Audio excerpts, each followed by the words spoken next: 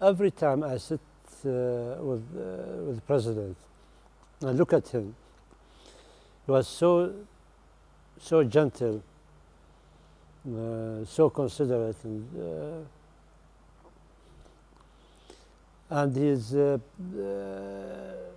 very clever to notice every small bits, you know, without asking you. I mean, he noticed that. I mean, if you are not comfortable, you know, he can notice that, you know, then.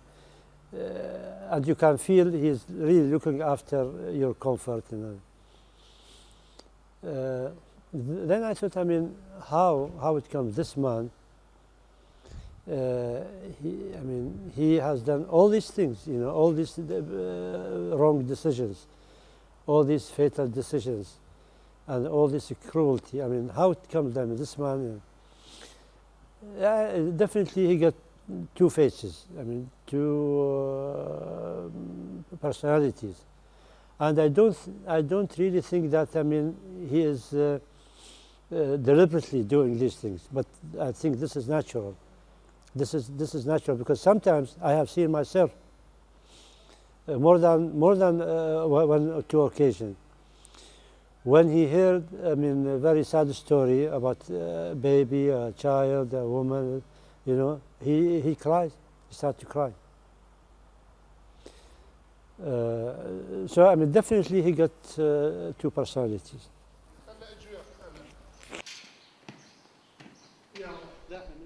Few people got close to the Iraqi dictator. One of them was al-Bashir, Saddam Hussein's doctor and surgeon for 22 years.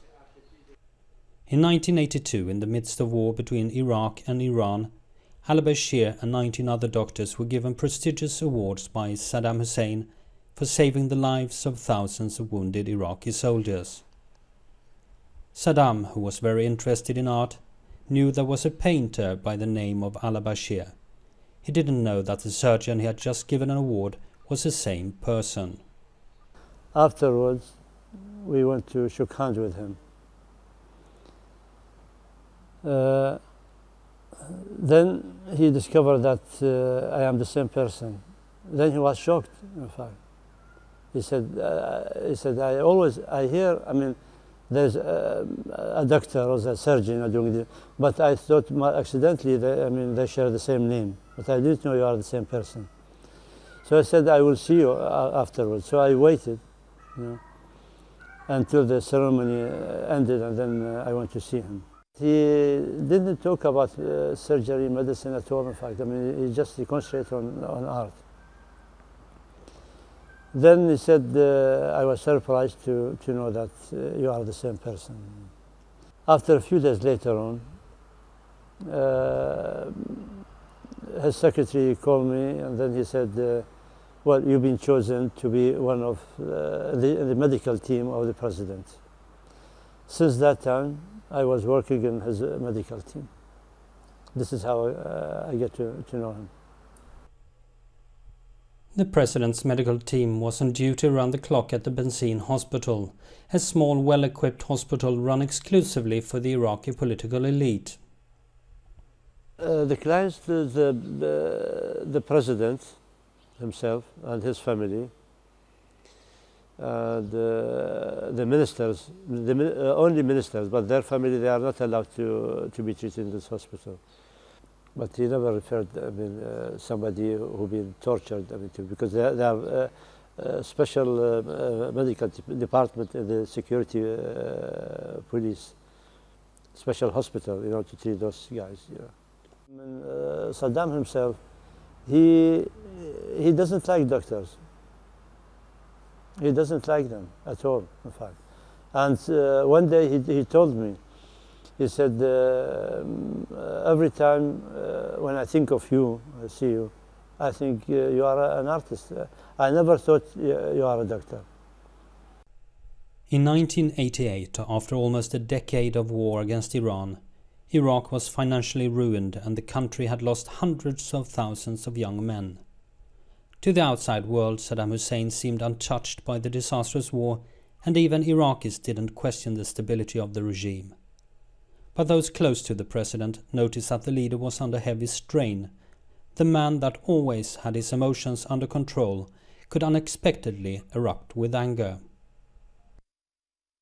In 89, he was very furious and very angry when his son Uday killed one of his guards. Then he asked all of Uday's friends to come and see him, and because he thought at that time Uday is behaving this way because he's under influence of his friends. So he asked all his friends to come to his office, and he started asking them, and then he got very upset. Then he hit a table, a glass table in front of him. Then he broke the glass, and he got injured. This is the first time I put 2-3 stitches into his wound.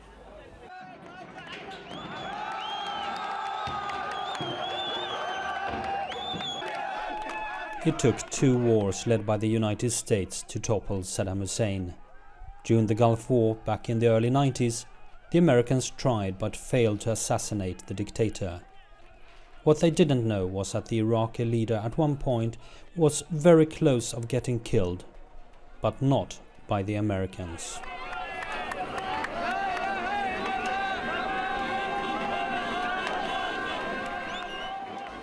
And then in 91, he had an accident during the war. In fact, I remember in the first of February,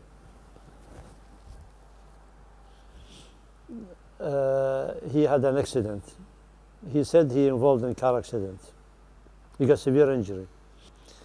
Anyhow, I've been called to go and see him about 12 midnight. When I entered into the room, I saw him, he was lying on the table. I thought, in fact, he was dead, because when I went to the hospital, it was heavily guarded, and everybody was silent, Then I entered into the operating theater. He was on the table, lying on the table. But I said, "Oh, hello," He said, "I had an accident." And I told them, "Nobody touch me until you come, you decide." He had at that time very deep cut on his chin, on the left side here, sort of semicircle, half circle, from here to there, right down to the bone. And then he got some bruise and cut here, and also here. And the little finger of his right hand is almost severed, completely cut from at the level of the joint. In fact, his finger was hanging just by a very narrow piece of skin. Dr. Bashir noticed that the leader was under stress and that his behavior was changing. During their conversations, Saddam said he was having nightmares. In 91, at the time he had this accident, and I was treating him for accident and follow him up. One night he came and he said, "I dreamed. I have a dream." I was walking in a very dark forest, and a giant snake, huge snake, rushed towards me. And my guards hit the snake, and I have a sword. Then I cut its head, and I got some drops, blood of drops of the snake, stained my clothes. But when he was telling me this dream, I can see. He was very touched with this. With this dream, and he has a special sort of.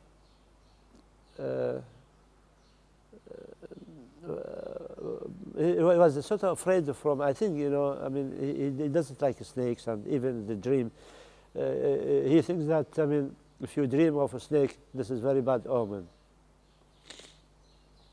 Then he asked me, he said, I love to see this dream to be done in painting. I told him, I mean, I'm not really interested in doing portraits, and he said, why you don't like, I mean, doing portraits? You know? I said, I mean, look, I mean, the portraits people they are doing for you on the streets, some of them they are very ugly. They are really ugly. I mean, he said, I know, I noticed some of them they are very ugly, but the matter it is not whether it looks like me or not. But some people, because they like me and they love me, they would like to express their love through what they are able to do. If they are able to do better than this, they will do it. But this is their ability that, I mean, they can do. And this is just expression of their love to me. But not necessarily, I mean, the portrait should be very good looking or not. He said, I don't care for this, but it represents how much people they love me. This is what he said. Al-Bashir says that Saddam Hussein's childhood shaped his personality. Saddam was brought up in a poor Bedouin village 5 kilometers south of Tikrit. A very old, neglected village with all old ideas, superstition. They believe in magician. They believe in very sort of illogical, backward tradition. Saddam himself also, I mean, he believes a lot of these things, in magic and superstition. I remember one day he came to see one of the buildings, one of the palaces. There was an architect. He asked me to come there because there's work of art, you know. Said just to see, and it happened that said the president is coming now, so they're waiting for him to come, but he didn't come. In fact, we saw his car is coming, but he turned, you know, and turned back. Then one of his guards later on said, I mean, because a black cat just jumped in front of his car, so he decided to return back. He said, this is very bad omen. Saddam's leadership was never questioned openly by Ba'ath Party members. The dictator trusted few people and was obsessed by his personal security. Even his family, they don't know where he's going. I remember once his second wife, I did an operation for her, and I used to go and see her, you know, for follow-up.